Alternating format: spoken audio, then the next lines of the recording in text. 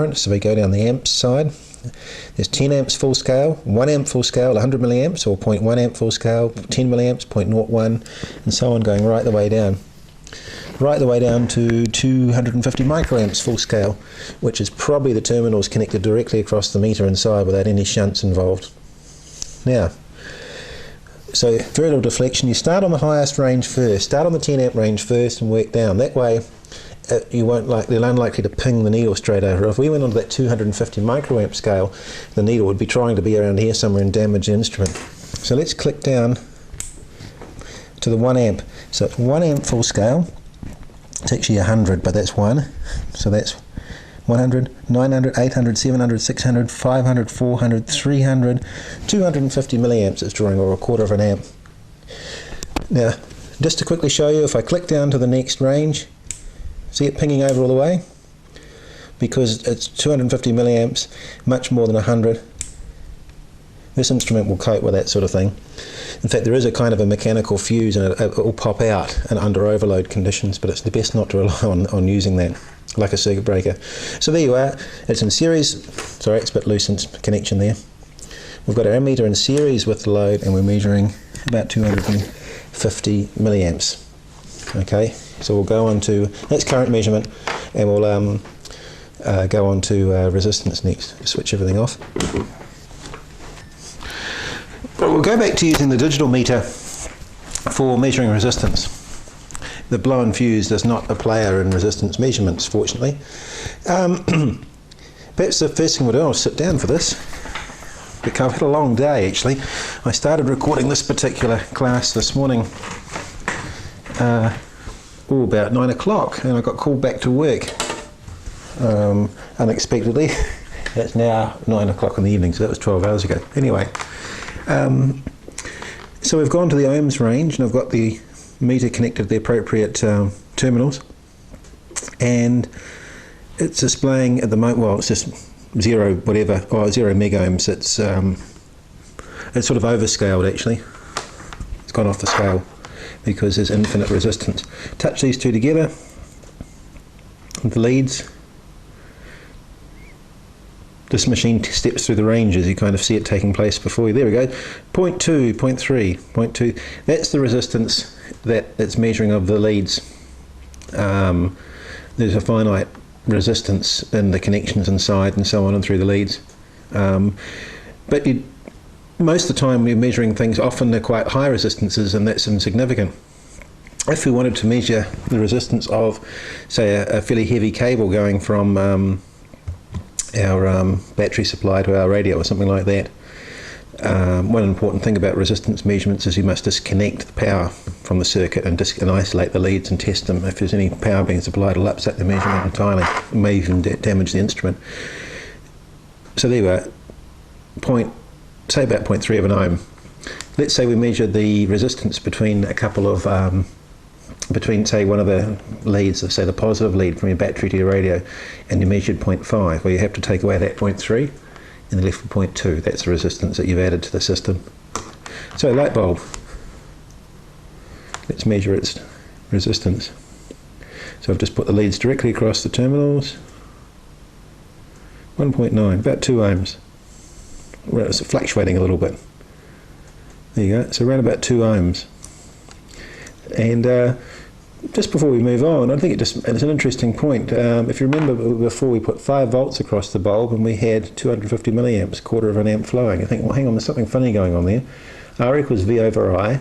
5 divided by 0.25, that's about, or 0.25, that's a quarter, goes into 1, 4 times, goes into 5, 5 times 20. That's 20 ohms. But hang on, we've just measured 2 ohms. What's the difference? Well, that's just an important thing about wire conductors when they heat up, which I forgot to mention in my resistance talk, is that a light bulb, when it's operating in a circuit, gets so hot that the filament glows white hot, and hence it emits light. Now, most conductors, when you heat them up, their resistance goes up, to do with the electrons being agitated around, and not so it can't flow so easily because of the thermal energy they've got. And so the resistance goes up so quite significantly. So when that resistance is bulb is operating a circuit and gets white hot and emits light, its resistance is 20 ohms. When it's cold, it's only 2 ohms. Big difference, a tenth. That's called a positive temperature coefficient. Its temperature goes up with increasing temperature. And most conductors do that, but some special materials work the other way around. But anyway, that's just an interesting thing about a light bulb. Right, well, these are resistors. You've seen these before. So let's just measure. Now, there's the colour code system, which I didn't go into detail in the resistors talk, but it's nicely in the book and so on. And if you want to go on in electronics, it's handy to know that colour code. You can get charts and put it on your wall, or just write it down or whatever. But it always pays when you solder a resistor into a circuit. You don't rely on the colour code, just double check it, because it's amazing if you're getting a bit tired and you're assembling a kit set or something, you can get a resistor value wrong. So we'll put that across there. What are we measuring there? 600 and 0.661 k ohms. Okay, 0.6 k, which is about 600. Okay, so forget out the 0.6, it's just the way this meter operates. If you change that range button there, which I can't do, I've got enough spare fingers that you can change it to a different range, but there we are, that's 660 ohms it's measuring. Now, according to the colour code, blue, grey, brown, blue is 6, grey is 8, brown is 10, so 680. So it's 20 ohms off, and that's within its tolerance. It's a gold band around there, it's a 5% tolerance resistor, so that's fine. And don't forget the meter could be a little bit out too. One important thing that if you are checking it, I haven't got any high value resistor, if you're measuring a resistor that's several 100,000 ohms, you don't want to put your finger in there, because the conduction through your skin will alter the measurement. And I'll just show you, if I lick my fingers here, it's a bit of a hot day, as it often is here in Marlborough. Here we go, I've just got my fingers there. About 560 megohms, 500 k ohms is measuring, flowing through me, through my body's resistance, flowing through the sodium and chloride and water and so on inside my system. And so if you're measuring a resistance that was around, you know, up on those sort of hundreds of k, you want to keep your fingers out of the circuit, because you'll upset the measurement. So yeah, there's resistance measurement. Nice to have one of these gadgets. Right, just to finish off on resistance. Continuity checks. Remember I talked before about one useful thing you can do with a meter is to check continuity, and by that I mean, is there a connection from one end to the other? And it's a very common thing we want to check. So say we've just made up this cable. I didn't make this particular one. I think I inherited this one. A jumper lead. It's a PL259, or commonly known as UHF to UHF connector. So you might use it to go between this standing wave ratio meter and the back of your radio to connect the two together. They're a crude, low quality connector, but they work fine on high frequency communications. Once you're getting up to UHF, say 70 centimetre band, you get about 1 to 2/10 of a decibel loss going through these things. So for people doing weak signal work, that's significant, and they don't use them. Right. So with these connectors, we need a good connection from that inner there to that inner there. Okay, that's inside of the coaxial cable. We'll talk about this on transmission lines. And from the outside to the outside, we want good connection. And we don't want a connection between the inside and the outside, that's a short circuit. So, alright, just screw that back a bit. Let's just make sure we've got, now we go to this thing, there's a little symbol here, a little audible sort of indication with a diode symbol as well, for diode checking as well. So connect the inner at one end to the inner at the other. There you go. Making a beeping noise, that means there's continuity. Now we don't want anything going from the inner to the outer. Nothing. That's good. Okay, let's go from the outer to the outer. Whoops, make sure it's there we go, continuity. Excellent. And there's nothing going from the inside to the outside. You should do that on everything when you make a lead up, just to make absolutely sure that everything's kosher. Now I'll just shift this out of the way, and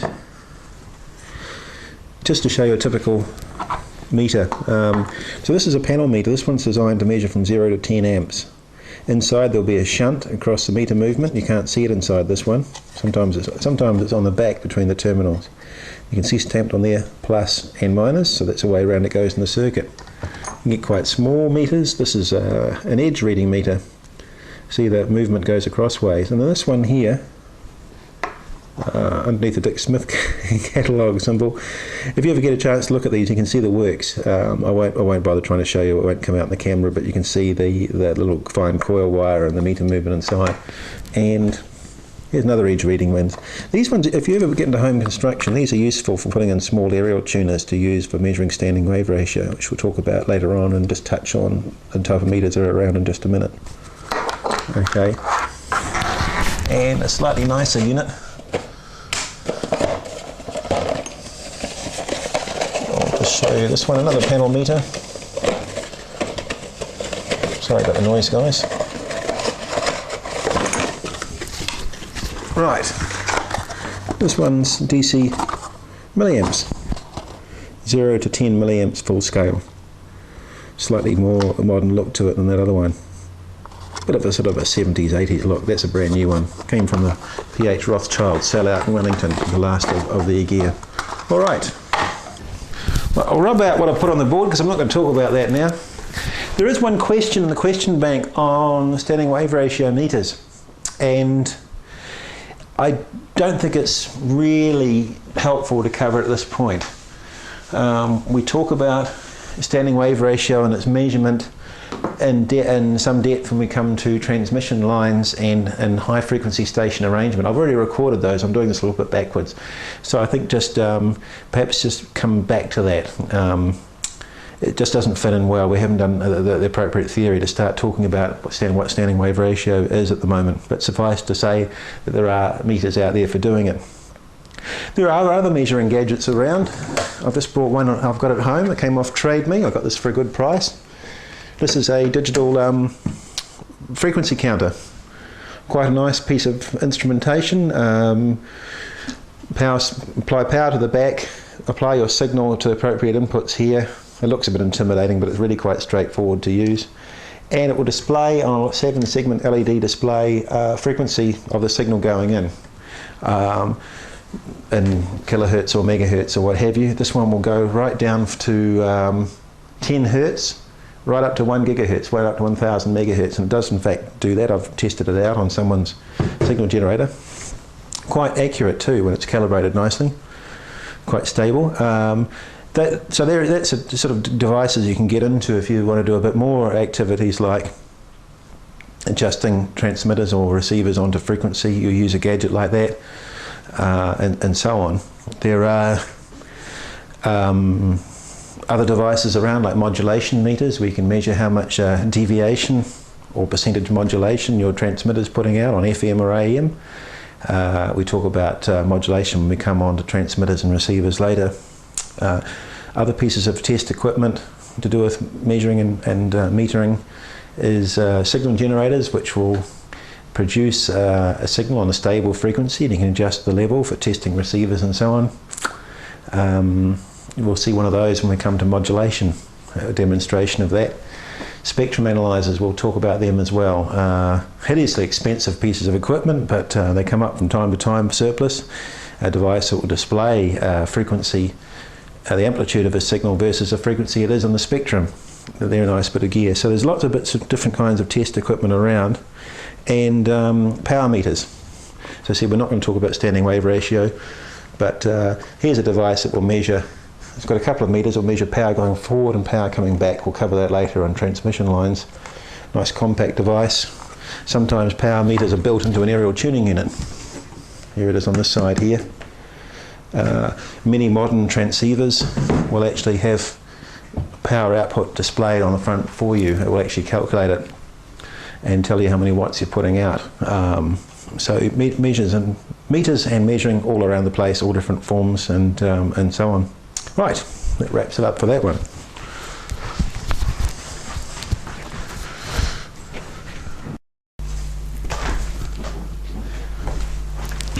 Decibels, amplification and attenuation. It's almost alliteration, isn't it?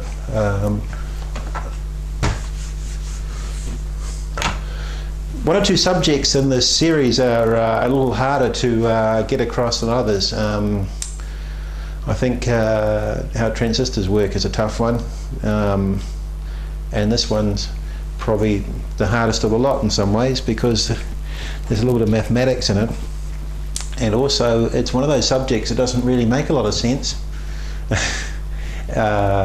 initially, but once you get the hang of it, you never go back. If you've done logarithms at school, logs for multiplying and dividing, a bit of an advantage. But well, anyway, we'll blunder on and see how we get there. One of the problems we have in radio is that we deal with an incredibly huge, large, big range in power levels. We might, for instance, a reasonably weak but still listenable signal on VHF going into our receiver might only be a 0.2 of a microvolt signal. Still copyable, but getting pretty noisy. So the voltage that appears across the 50 ohm termination, if you like, in our receiver might only be 0.2 of a microvolt. Not a lot. Which equates to a power level of, well, it gets, when you try and talk in watts, you have to use 10 to the minus 18 or 10 to the minus 15 sort of numbers, picowatts or less.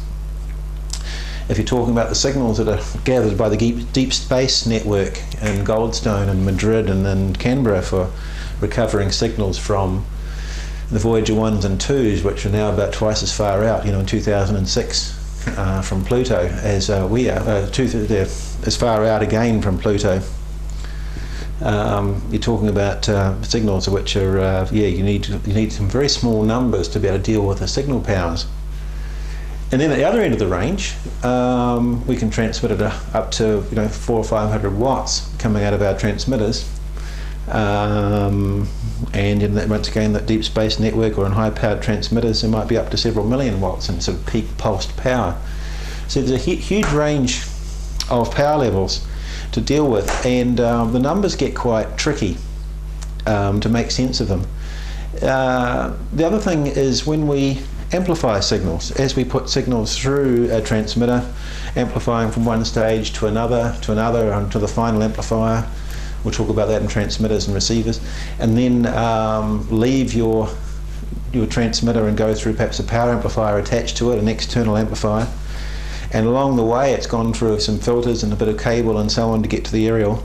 So you go through stages of amplification, then you lose some power as you go through a filter or some cable, and that's attenuation. That's a fancy word, attenuation for losing power. And there's a number of steps in the power level. And it's nice to have a system to be able to add and subtract power easily without making life difficult for ourselves, and that's where decibels come in. Now, a decibel is a way of expressing a ratio between two different power levels. So if we have a symbol for an amplifier,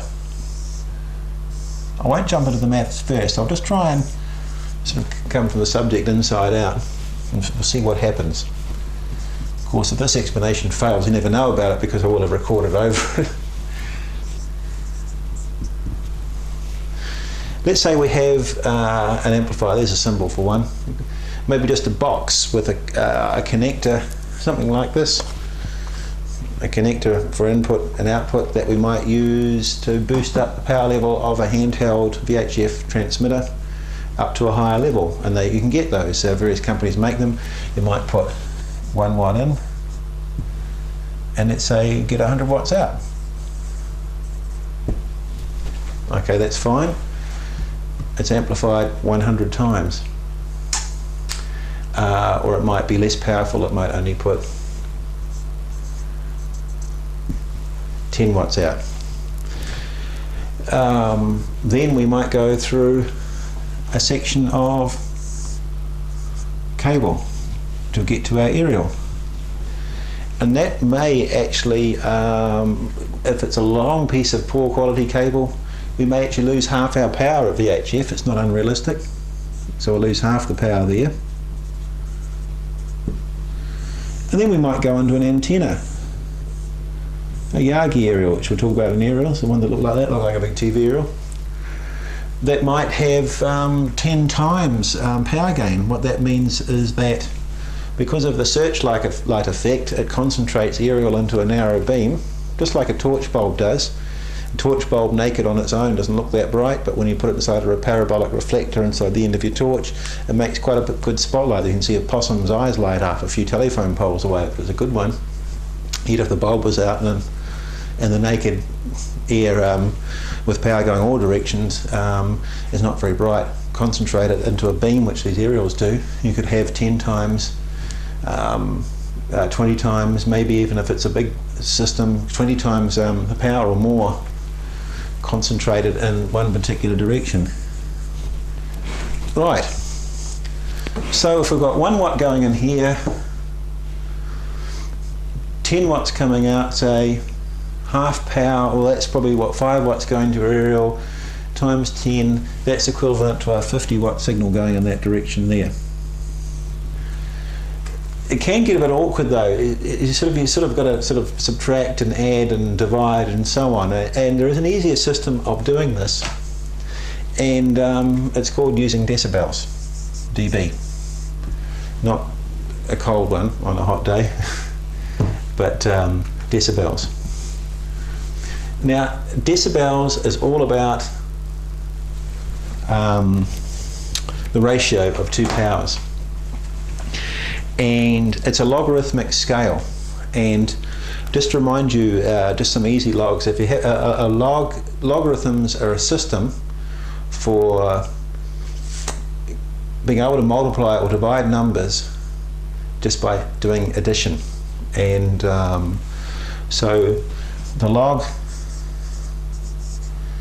of 10 equals 1. Log of 100 equals 2. Log of 1,000 equals 3. Log of 10,000 equals 4. And it's a number of zeros, isn't it? What that means is, we talk about logs to the base 10. This is the logs that we use most of the time in this kind of, well, in this course, as logs base 10 on your calculator. What that means is the log of a number is the number that when you make 10, you raise 10 to the power of that number, gives you the number, okay? So a log of 100 is 2. What that means is 10 to the power of 2, that's the log, equals 100, 10 squared. 10 cubed, 10 to the power of 3, that means 10 times 10, which is 100 times 10 is 1,000. That's how it works backwards. 10 to the power of 4 is equal to 10,000. So the log of 10,000 is 4. It's a relationship between the two. Now, what use are logs? Well, when you want to multiply 2 numbers together, you can just add their logs and then convert back. So what's 100 times 100? Well, we can go get their logs, which is 2. 2 plus 2 equals 4. And going backwards, the anti-log, if you like, it's called, of 4 is 10,000. There's the answer. 100 times 100 is 10,000. Well, what do, you say? But it becomes useful. It was useful in the days before calculators. You used to be able to get log tables where you could look up the log of a number, because you can actually get the log of any number and look it up in a log table. So you might find you can work out the log of 112 equals to so and so, and the log of 246 using log tables or a calculator. The log tables in the old days, you could find out what the log of these numbers were, add them up, go back through the books and some other pages, find the anti-log and work out the answer. It becomes useful if you're dividing if you're dividing numbers, multiplying numbers and so on. It was a way to handle numbers if you didn't have a slide rule or a pocket computer, which didn't exist in those days. But logs have got important functions in mathematics and electricity in general, which we're coming on to. Just to tell you in a very basic, because I don't want to get into teaching mathematics because it wasn't exactly a good point of mine at school. And log of 2 is equal to 0.3, because that's, we'll just leave these off to the side. Log of 10, log of 2,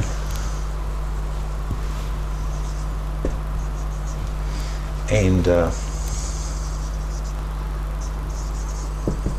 come back to these.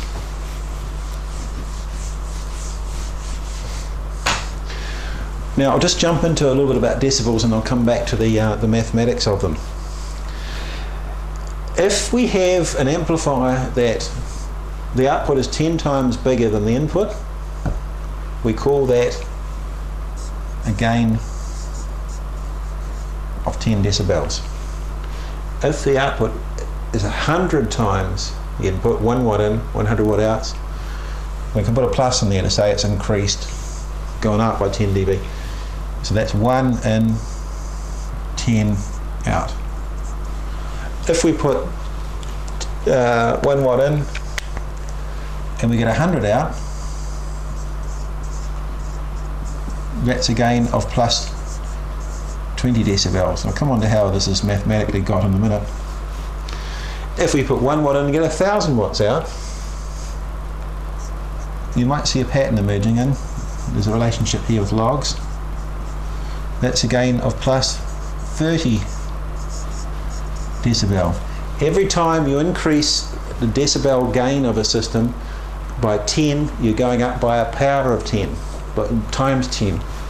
So a 10 decibel gain means 10 times. 20 decibel gain means 100 times. A 30 decibel gain means 1,000 times. 40 decibel would be 10,000 watts out. 10 kilowatts, that's 10,000 times. And you can just see relationship between the logs. 10 times is 1. 10. I'll show you how the mathematically derived, but you can see it's increasing in a similar way. 100 times 2, that's where the 2 comes from. 1,000, log of 1,000 was 30 decibels. What if it was a box that actually lost power? What if we actually put 1 watt in and only got 0.1 of a watt out? Okay, it's still a 10 times different, isn't it? It's 1/10. Okay, the input is 10 times the output. Now you can do the maths when we come on to calculate logs in a minute, and it will we'll get an answer. But you can just change the sign. If your black box with connectors loses power, and you only got 1/10 of power coming out, that's minus 10 decibel is the change. There's a minus 10 dB gain, if you like, or there's 10 decibels of attenuation, or the output is 10 decibels lower than what went in. If you only get 10 milliwatts out, that's 1/100th, that's 20 decibels loss. 20 decibels of attenuation, or minus 20 dB, and so on. If you put 1 watt in, you get a milliwatt out, that's 1,000th. Now, you don't really many times you want to do this, but you can get attenuator boxes where you can select how many decibels of loss you want, which is quite useful, not so much in the power setting, but when you want to make a signal smaller, which you do want to do sometimes when you're doing testing. You want to test a receiver's weak signal performance, and your signal generator is a bit on the grunty side. You can put an attenuator on the output of it and drop its power level down. So there are uses for them, for attenuators. Now I'll just come on to how mathematically we work this out.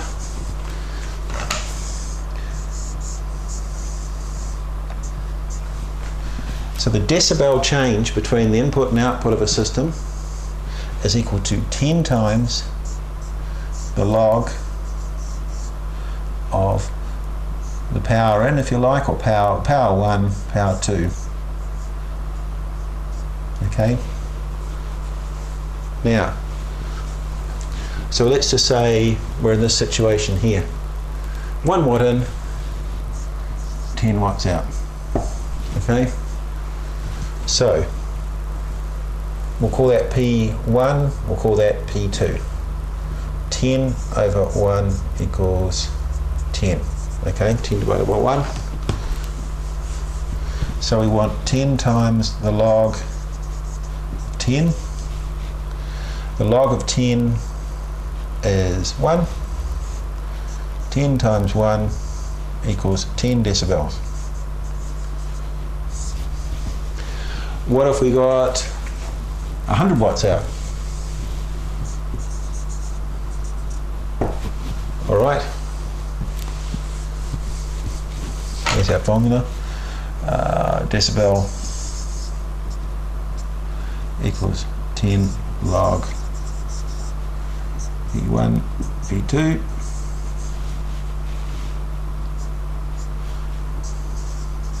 Equals 10 times the log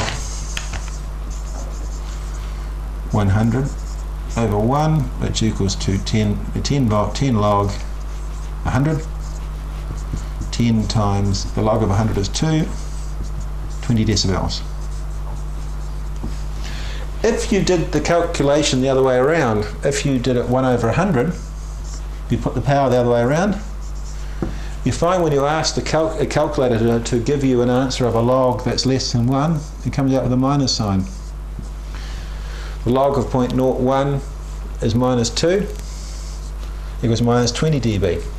So you still get the same answer, but the sign changes. But you should know that if you get an increase in power, you'd say it's a plus 20 decibel change, or 20 decibel in amplification, or 20 decibel in gain. And if it's the other way around, if it's a minus sign, it's 20 decibels of loss or 20 decibels of attenuation. So the calculator can still give the answer, but it's easier, if you like, just to put the bigger over the smaller, and then you'll know the sign, because you know which, if it's amplifying, it's plus; if it's less, if it's attenuating, it's minus. Deci means a tenth, and the bell is a ratio of signal power, and the bell is an unpractically large unit, so we use deci, which is 1/10 of a bell. But we just call them dB. You don't give it a second thought what it actually is. It's just second nature if you do much radio work. And dB comes in all the time, actually. Even our S meters on our receivers, people say, oh, you're 10 over S9, which means you're 10 decibels above strength 9. But 20 over 9, I mean, these meters are notoriously unreliable and inaccurate, and people will give signal reports depending upon their mood too. They won't always read their meter accurately. But you'll see decibels actually on the front panel of amateur transceivers. Plus, to prevent signal load under strong conditions, you can switch an attenuator. You can switch a device into the front of your receiver to cut the signal strength back if your receiver's been clobbered by strong signals. And they might be a 6 dB or a 10 dB or a 20 dB attenuator. Or reduce the signal down by 10 or 100 times. So just we'll come into the beauty of them in a minute, but now the log of 2 is 0.3. So what if you get 1 watt in, just 2 watts out? So you've probably seen a pattern emerging. 10 times power gain or power loss is a 10 decibel change. 100 times is a 20 decibel change. 30 times is 1,000. 30 decibels is 1,000 times. I might have got that. Sorry. Yeah. 10 times is 10 decibels, 100 times is 20, 1,000 times is 30, 10,000 times is 40, 100,000 times is 50, 1,000,000 times is 60, 10 million times is 70, 100 million, and 1 billion times is 90 decibels. But can you see the advantage of these numbers? We'll talk about it a little bit more. It allows you to talk about big changes in signal powers with easily handleable numbers. So 90 decibels, that doesn't sound, well, we know that's a big change, but it's much easier to say 90 decibels than 1 billion times. So it's starting to perhaps see the value of using dBs as a unit. So it's a ratio of power levels. It's not a unit in itself. We can turn it into a unit, which we'll talk about towards the end. 1 watt in, 2 watt out. 10 times log 2. Log of 2 is 0.3. 10 times 0.3 equals 3 decibels. So there's a few useful things to just remember about decibels. A 10 times change is a 10 dB increase in decibels, okay? 10 to 100 to 1000 goes 10, 20, 30 decibels. A doubling of power or a halving of power is either a plus or a minus 3 decibel change, okay? What if we have a couple of amplifiers in cascade?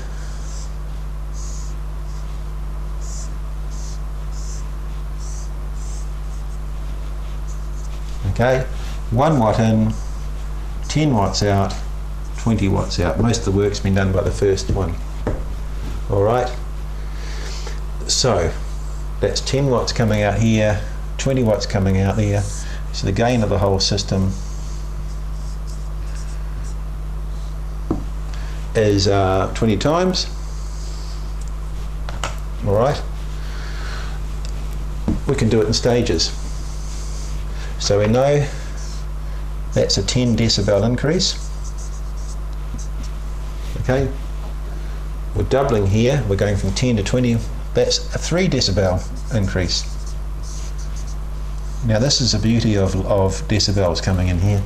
Because they're a logarithmic system, if you want to multiply, which is what we're effectively doing, we're times 10 here to 10 watts times 2 here to 20 watts, we can just add them. So the total power gain from here to here is 13 decibels. All we have to do is add the decibel change up through our system. So if we apply it back to this model we had originally here, I think we had 10 watts coming up first time. 10 times aerial gain here, half of the power. Well, 1 watt in, 10 watt out. But that's 10 times, we know that's 10 decibels. We're losing half the power. Remember, half or doubling is 3, so that's minus 3 decibels there. 10 times here means plus 10 decibels gain in our aerial. Let's add them all up. 10 dB minus 3 is 7 dB plus 10, that's plus 17 decibels from one end to the other. It's just under 20 decibels, it's just under 100 times. We know what the power is. Okay, 1 watt, 10 watts, 5 watts, 50 watts. That's easy, the numbers are easy, but the advantage of dB is we know what the power change is. Whoops, dropped the power supply. Because when we come onto transmission lines, you can look it up. At a particular frequency, you can work it out from charts and things. They'll tell you that this particular transmission line, a piece of RG58 coaxial cable, at 100 megahertz, 100 meters of it will lose so much decibels. So you can work out the dB from the length and from the frequency chart and write it on your diagram, how many dB. So it doesn't tell you it's half power or 2 times power or things like that. It will just tell you it's decibels. So it slots nicely into the system, standard way that we work things out in radio. Now, a few useful rules of thumb. As we said, every 3 decibel change is a doubling or a halving. So 17 looks like a fairly unfriendly number. Now, if we want to know what the actual ratio is, we can work backwards. Divide it by 10 and take the anti-log on your calculator. So the anti-log of 1.7, it's working the formula backwards. But an easy way of doing it, well, we know that 20 decibels is the same as going up by 100. Alright? We know that every 3 is a halving or a doubling. Okay, so 17 decibels is 3 dB less than 20. Okay? You see that? 20, 17, there's 3 decibels difference. So, if we've got a system like this, which we can just treat as a box now, power coming out of the aerial, power going in, 17 dB difference, 1 watt in. If that was 20, we'd be getting 100 watts out. 20 is 100 times, okay? We'd be getting 100 watts out. but it's 17 decibels, so it's 3 decibels less than 20, so it's half of what we get with 20, so half of 100 is 50. That's the nice thing about decibels, is that every 3 decibels is a doubling, every 10 decibels is 10 times. Less 10, it's a tenth of, or tenthing, no such word. Less 3 is a halving. So I'll just give you another example without going through working it through a system. What if a system has 23 decibels gain? Okay, in our calculations of adding everything up, what power we get out the other end? Well, 20 decibels, that's the same as saying 20 and 3. 20 decibels is times 100. 3 decibels is times 2 is doubling. So 23 decibels is 100 times 2 is a 200 times increase. If it's minus 23, it's what is 200th of. What about plus 14 decibels? Well, we know it's probably going to be a little bit more than, so say plus 13, we'll come on to 14 in a minute. That's 10 times, and then a doubling for the 3. That's 20 times the power increase. 14, well, we can work backwards. 20 decibel equals 100 times. Alright, take 3 off. 17 decibels is 50 times. Take 3 off is 14. 14 decibels must be 25 times, half of that. That's the beauty of decibels. It allows us to add, subtract, and so on through a system. Because if you're going 10 times, 20 times, 22, a half plus, if it's all available in decibels, and system amplifiers might have a decibel gain stamped on the side, and radio communication systems, not so common in amateur stuff, but certainly with, but although our building blocks within amateur transceivers, transmitters, receivers will have a certain stage gain through it.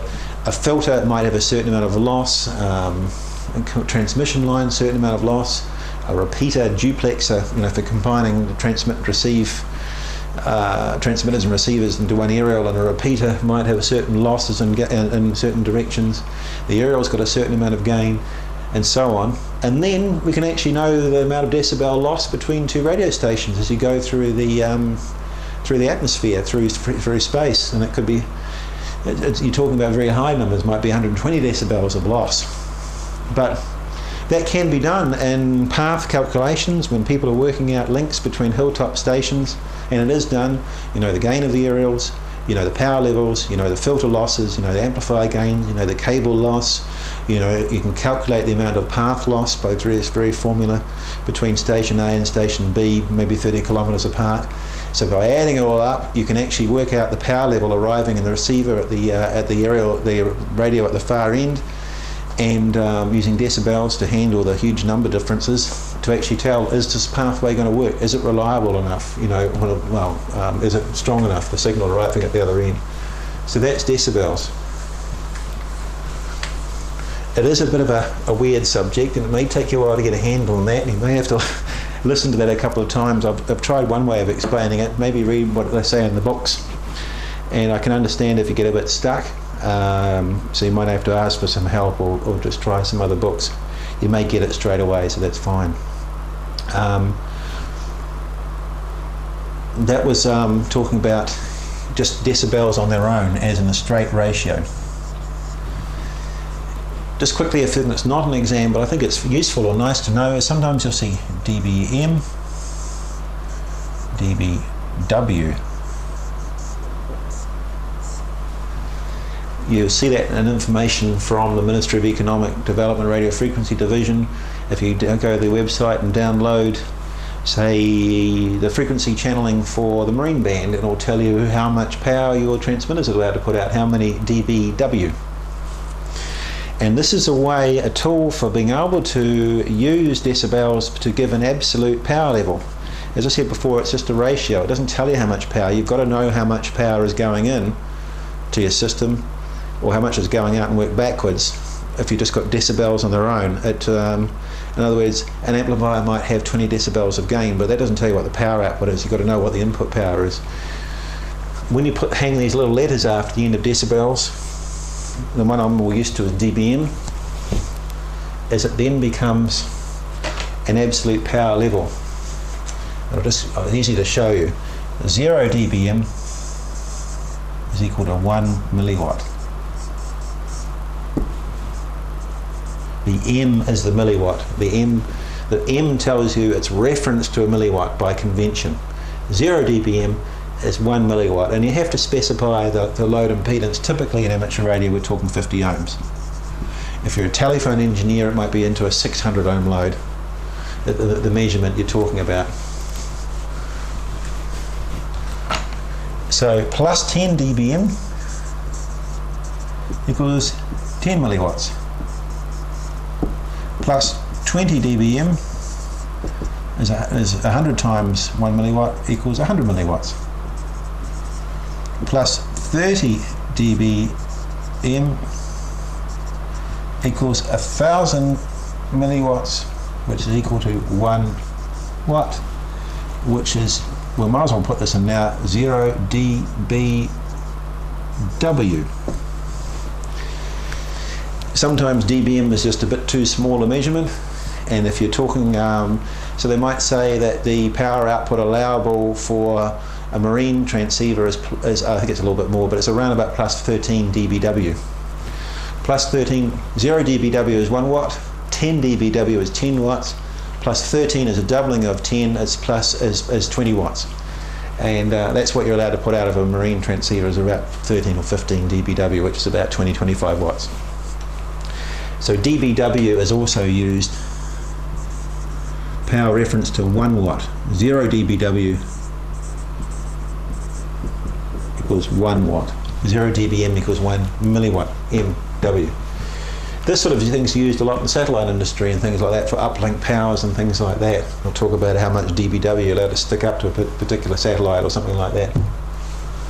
dBm is used nowadays very universally in the radio industry for power levels, signal levels, and it's become such widespread use, no one bothers often thinking about what the actual level is and watts. It becomes just a useful measure in itself. So for an example, the level at which the squelch might open on a repeater on a hilltop, you'll set the squelch to open. It typically might be anything from minus 107 dBm to minus 113, minus 118 or so on, very low signal powers.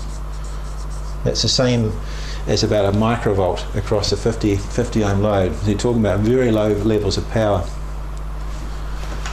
I didn't mention, just a quick bit about dBm.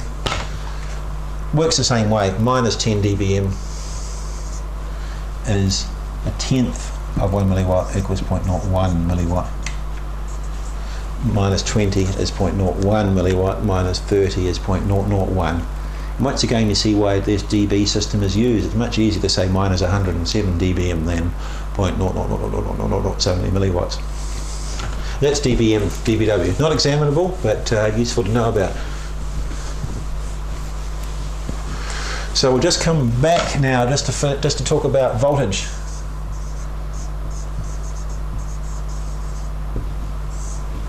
Change between the input and output of an amplifier, etc., etc.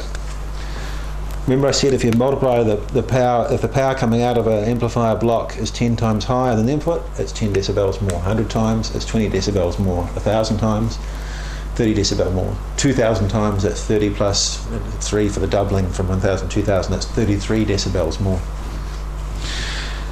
That formula we used, 10 log P1 is powers P2.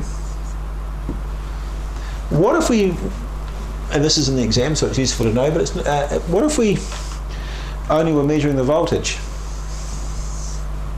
Say we've got an amplifier here and the input signal voltage is 1 volt and the output signal voltage is 10 volts measured across the load. it's say a 50 ohm load, and the amount of voltage coming in is a 50 ohm load on the input. The impedances have to be the same. It's 10 times the voltage. Well, you might think, oh, well, 10 log, 10 times 1 is 10, it's plus 20, plus 10 decibels. Well, no, that's not correct, because we're measuring voltage, we're not talking about power. Now remember that voltage, power is equal to V squared over R, okay? Goes up with a square. So let's get a voltage that's easy to get a handle on. So 10 volts in, 100 volts out. What's the power going in? What's 10 squared over 50?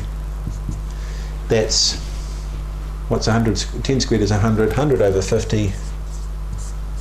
100 divided by 50 is equal to 2.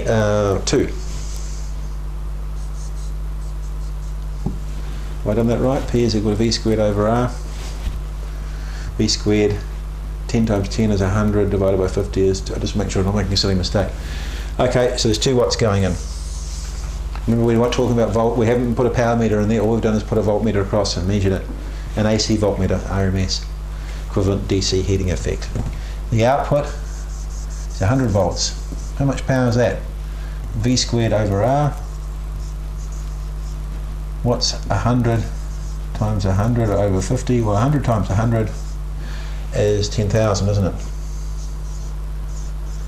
Over 50, take away the zeros, that's 1,000 divided by 5, which is equal to, amazing how your brain sees out when you're having to do these things. How many times ago? 5 goes into 100, 20 times, that's 200 watts, isn't it? Okay. Does that sound right? 200 watts. That's the power coming out. 2 watts in, 200 watts out. What I'm doing illustrating this example is to say this formula doesn't work when you're talking about voltages. What about when you're talking about V1 over V2, or V2 over V1, whatever?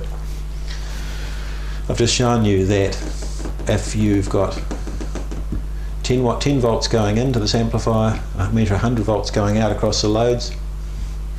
The input power is 2 watts, the output power is 200 watts. It's gone up 100 times, hasn't it? The power has gone up 100 times. 100 times power increase is 20 decibels, isn't it?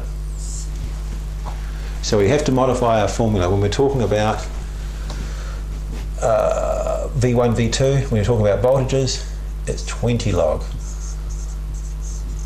There's a very important reason that is because it's we're talking about the square when we're talking about voltages, and when you square something you're multiplying it by itself, and you're doubling it, and that's where the 2 comes from, 2 times. It's to do with how logs work. So when you're talking about, we don't talk about voltages so often, we much more often talk about power levels, but it's in the exam, you need to know it. So if you've got a 10 times increase in voltage, the output voltage across the output load is 10 times the voltage increase. That's 20. It's 20 log of 10, say 100 in this case over 10. 20 log 20 log of 100 divided by 10 is 10. The log of 10 is 1. 20 times 1, 20 decibels. Right. So a doubling, let's just look at a doubling of voltage. A doubling of power is 3 decibels increase, isn't it? It just is. What if we got a doubling of voltage? What if we've got an amplifier where the output voltage, pins start to fade, so am I. 2 volts out, 1 volt in, measured across the, it has to be, the impedances, the resistance you measure across have to be the same. If the load resistance is different, it makes the equation, it doesn't work, that equation doesn't stack up, because you saw how we used the relationship V squared over R, the R has to be the same when we're talking about voltages. So voltage, we've got to use this formula. 20 log V1, V or V, it doesn't matter which way around you put them, just the sign will change accordingly. 20 log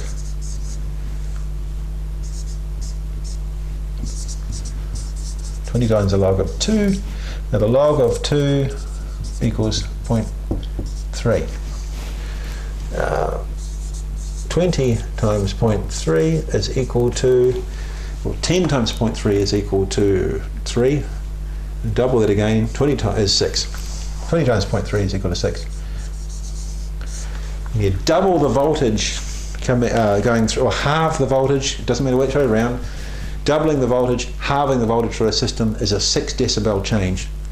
If the voltage coming out of your device, if it loses signal strength, is 0.5 of a volt, that's a drop in 2. You do 20 times log of, what have we got, instead of doing 2, yeah, of 0.2, it's minus 0.3, so it's minus 6. So just to clarify that there, it's easy when you do these calculations, put the bigger number over the smaller, and then it will give the answer in decibels, and if the output is smaller, it's minus, and the output is bigger, it's plus. So there you are, just to summarise. Decibels is a way of, I hope I haven't confused you too much. Decibels are a way of getting a handle on the real world where there are huge differences between the output of this little handheld here. This will transmit up to about 5 watts. So I can trigger the local repeater with 5 watts. It's ZL2TW on 695. I hope no one comes back. That signal coming back has got a bit of hiss on it. It's probably about minus 70 dBm, minus 60 dBm, something like that, going into the receiver.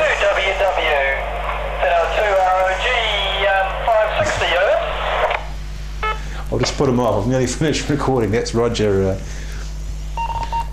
ZL2ROG, ZL2TW. Good evening, Roger. It's Stuart here, ZL2 Tango Whiskey. Hey, look, I'm just in the middle of recording a class for NZART at the moment, so I'll just put you on hold, and I'll give you a call in about 5 minutes. Over. Yep, fine. Yep, just coming in the ward. So switch him off. Yep, he knows.